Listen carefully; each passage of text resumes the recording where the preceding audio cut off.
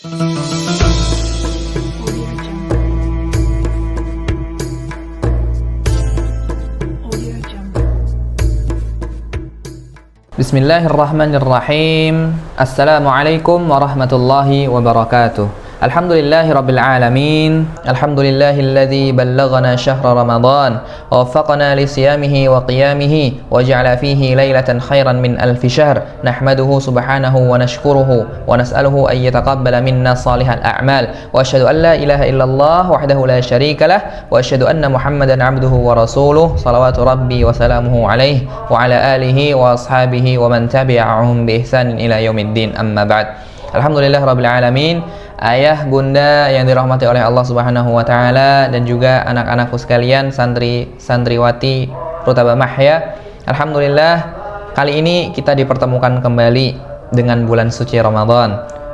Yang mana bulan ini bulan yang penuh dengan keberkahan, penuh dengan keampunan dan juga peluang untuk kita agar supaya memperbaiki diri. Di bulan ini juga kita diajak bukan hanya untuk sekedar memperbanyak ibadah, akan tetapi kita juga harus merefleksi diri kita dan juga membangun menjadi karakter yang lebih baik. Di zaman ini kita hidup di era informasi, di eranya digital, di mana teknologi itu sudah berkembang sangat pesat. Dan semua informasi itu bisa kita dapatkan hanya dengan secarik HP saja ya ayah bunda ya. Kita di dalam kamar sudah bisa mengakses seluruh informasi-informasi yang ada.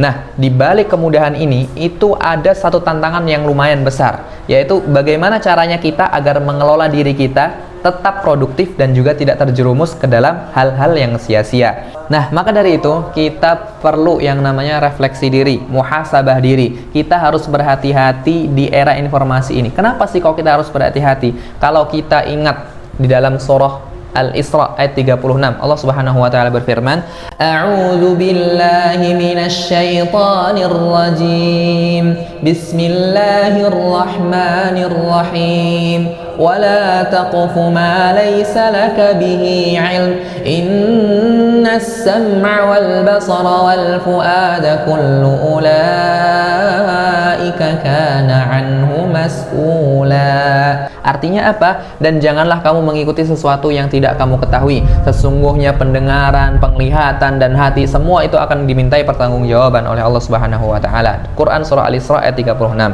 Nah, ayat ini itu mengingatkan bahwasannya setiap informasi yang kita dengar, kita lihat, kita yakini, itu semua akan dimintai pertanggungjawabannya oleh Allah. Nah, sedangkan di era digital ini banyak sekali orang-orang yang menyebarkan berita-berita yang negatif, berita-berita yang tidak ada kebenarannya. Contohnya, mereka menyebarkan hoax, menyebarkan fitnah di media sosial mereka dan tanpa mereka berpikir panjang. Serta banyak juga orang-orang yang membuat konten-konten negatif, konten yang tidak mendidik, dan yang lebih mengherankannya lagi, konten-konten yang seperti itulah yang banyak ditonton oleh orang-orang zaman sekarang. Nah, maka dari itu, apakah kita menggunakan era informasi ini dengan cara yang bermanfaat atau malah kita tersesat di dalamnya?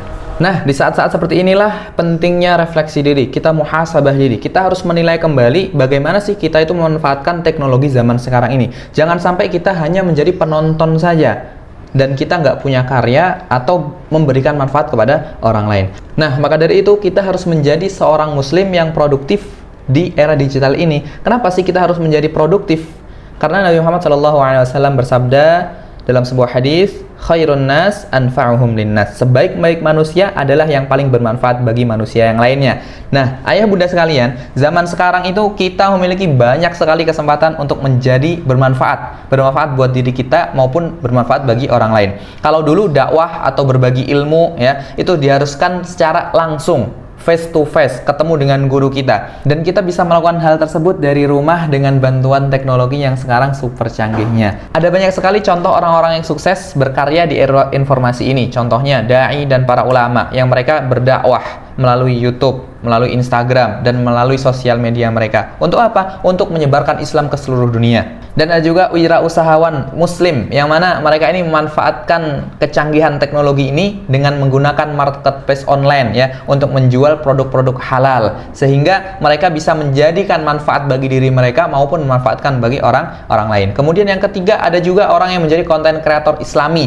membuat video-video inspiratif, membuat artikel, dakwah, dan juga kajian online sebagainya. Nah, Nah, maka dari itu semua ini menunjukkan bahwasannya kita nggak boleh hanya menjadi konsumen doang atau hanya penonton, tapi kita harus paling tidak ikut bareng mereka, menjadi seorang produsen, seorang yang bisa bermanfaat bagi diri kita maupun diri orang lain. Nah, bagaimana sih kita memulainya? Aku bingung untuk mulai. Gimana ya caranya? Nah, ada beberapa cara menciptakan ruang untuk berkarya di era informasi ini, ayah bunda. Nah, terus bagaimana caranya kita memulai untuk bisa ikut dengan mereka-mereka ini? Nah, caranya adalah kita harus menciptakan ruang untuk berkarya di era informasi ini. Supaya apa? Supaya kita bisa memanfaatkan era ini dengan baik, nggak kemakan zaman ibaratnya. Kita perlu menciptakan ruang untuk diri kita ya, supaya bisa berkarya, yang mana karya itu nanti akan dimanfaatkan oleh banyak orang lain. Mungkin yang pertama bisa dengan kecil-kecil terlebih dahulu. Kita gunakan sosial media kita dengan kebaikan ya. Kita itu memiliki sosial media masing-masing dan itu bisa menjadi ladang pahala kita atau bahkan bisa menjadi ladang dosa bagi kita, tergantung bagaimana kita menggunakannya. Nah, daripada kita itu scrolling tanpa tujuan ya, kemudian cuman sekedar like, repost dan lain-lain sebagainya, kita bisa membagikan motivasi-motivasi Islam ya, atau ayat-ayat Al-Qur'an, kemudian bisa nulis tentang pengalaman ya, pengalaman tentang ibadah kita dan lain-lain sebagainya. Atau juga bisa kita membantu menyebarkan informasi bermanfaat. Contohnya seperti kajian ya, ada poster kajian, kita bantu posting di WA. Itu sangat mudah sekali dan itu sudah bisa bermanfaat bagi diri kita dan juga memanfaatkan bagi orang lain. Kemudian yang kedua bagaimana? Yang kedua, setelah kita terbiasa seperti yang tadi, kita bisa meningkatkan keterampilan dan ilmu kita. Mungkin kita bisa sedikit-sedikit take video ya. Kemudian kita sedikit-sedikit bisa editing dan lain sebagainya. Dan di era informasi ini dahsyatnya, kita belajar hal seperti itu gratis, free. Banyak sekali platform-platform yang sudah menyediakan atau orang lain juga yang sudah berkarya, yang mana itu nanti kita bisa pelajari dan itu gratis. Contohnya bagaimana? Contoh, kita mau belajar bahasa Arab ya. Gunanya apa belajar bahasa Arab? Untuk memahami Al-Quran bisa supaya lebih dalam lagi. Kita bisa melihat di video-video di YouTube mungkin, atau di Instagram, atau kelas-kelas online dan lain sebagainya. Dan juga atau bisa juga kita mengikuti kursus-kursus desain grafis atau menulis atau berkarya yang lebih luas lagi. Nah, setelah kita sudah terbiasa dengan konten-konten kita, membagikan karya-karya kita, membuat karya, yang ketiga adalah kita harus menghindari konten-konten yang merusak karakter seseorang, apalagi karakter anak-anak kecil. Dan kita harus membangun sebuah konten yang bisa justru memperbaiki akhlak mereka. Allah Subhanahu wa taala berfirman di dalam surah Al-Ra'd ayat 11, "A'udzu billahi minasy syaithanir rajim. Bismillahirrahmanirrahim. Innallaha la yughayyiru ma biqaumin hatta yughayyiru ma bi anfusihim."